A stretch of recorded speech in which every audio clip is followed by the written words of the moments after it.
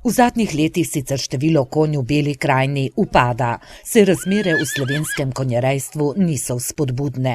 Zaslužka ni, največja težava pa je prodaja žrebet, pravijo rejci konj. Težko je žrebeta prodati, ker to so te prekupčevalci in to pridejo, pa je dober, pa ni dober in vse sorte je tu, ne.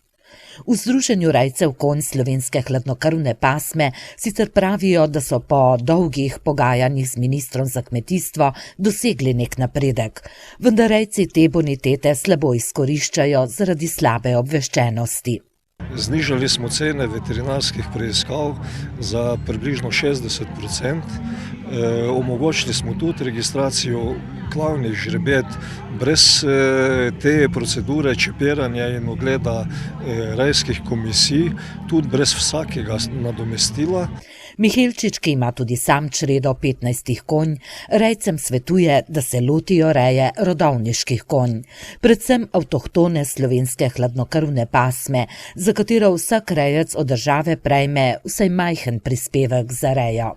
Poleg tega pasma zelo primerna za jahanje, za vprego, primerljiva, jaz pravim, to je hladnokrvni lipicanc, enimi dozemerli.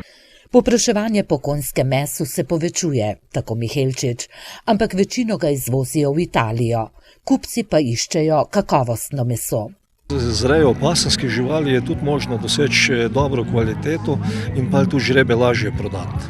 Z rejo konj ni sicer še nihče obogatel, je pa primerna za dopolnilno dejavnost na kmetiji, je prepričan Mihelčič.